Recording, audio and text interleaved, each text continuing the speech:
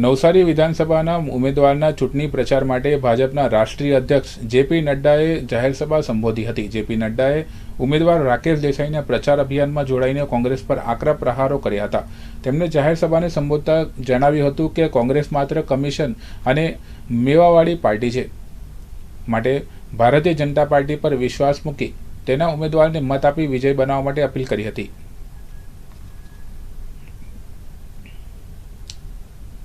जनता party महामंत्री जिग्नेश भाई नवसारी विधानसभा 3 भाग में वेचायेली है। नवसारी तालुका में आवता हवे तो 23 थई गया है मुकेश भाई, 7 नगरपालिका में आवी गया 23 गामों आ रीतनी जे वेचायेली है तरीके मारे विषय।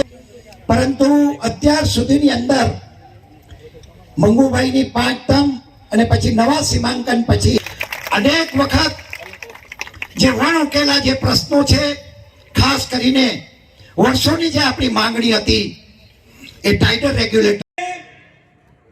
ये भारतीय जनता पार्टी है जिसने मोदी जी के नेतृत्व में सबका साथ, सबका विकास, सबका विश्वास, सबका प्रयास। और इसीलिए अगर मैं आदिवासी भाइयों के बारे में चर्चा करूं यहां नवसारी में आकर के, तो मैं गौरव के साथ कह सकता हूं, गर्व के साथ कह सकता हूं कि जितना आदिवासी भाइयों के लिए केंद्र की सरकार मोदी जी ने किया और यहां गुजरात की भारतीय जनता पार्टी की सरकार ने किया, उतना किसी ने भी नहीं किया, ये मैं गौरव के साथ बोल सकता हूं। और उनको सम्मान देना, उनको दिशा, उनको उनका स्थान देना, कभी किसी की सोच क्यों नहीं आएगी कि देश सेवा से ओतप्रोत और नए भारत के निर्माण की तरफ चलते हैं, तो हमारे सामने हमारे यशस्वी प्रधानमंत्री नरेंद्र मोदी जी वह भी इसी धरती है। इसलिए ऐसी धरती जो परिवर्तन की गंगोत्री रही हो, जो देश में राजनीति को एक नया आयाम देने वाली गंगोत्री रही हो, ऐसी धरती पर मुझे आने का मौका मिले और जब हमारे यशस्वी प्रधानमंत्री मोदी जी हमारी भारतीय जनता पार्टी के शीर्ष नेता हो, तो मुझे ये सौभाग्य मिलता है कि हम यहाँ गुजरात में उस पवित्र धरती पर आए हैं जिसने देश को एक नई दिशा और दशा को सुधारने में काम किया। भारतीय जनता पार्टी के आशीर्वाद से मुझे लंबे समय प्रशासन में रहने का मौका मिला, प्रदेश में भी मंत्री रहा और मोदी जी के प्रधानमंत्रित्व काल में भी मुझे मंत्री रहने का मौका मिला।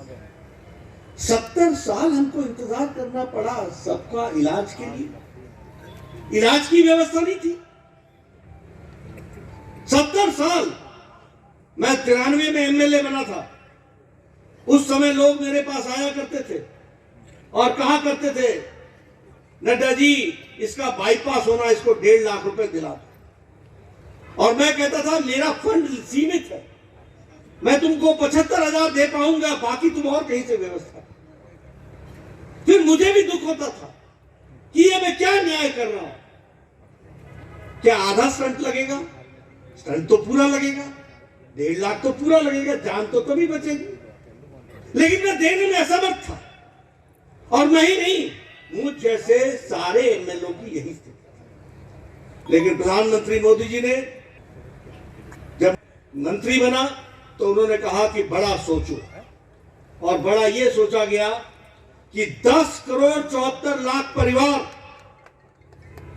यानी 50 करोड़ लोग, यानी सारा अमेरिका की जनसंख्या, सारी कनाडा की जनसंख्या, सारी मेक्सिको की जनसंख्या, सारी यूरोप की जनसंख्या, ये सारा मिला ले तो भारत का आयुष्मान भारत बनता है। और उसके माध्यम से 5 लाख रुपए का गरीब लोगों के इलाज के लिए सालाना व्यवस्था की। सालाना, हर साल अगर आपने 2020-21 में 5 लाख खर्च कर दिए तो 2021-22 में फिर से 5 लाख आपकी सेवा के लिए हाजिर।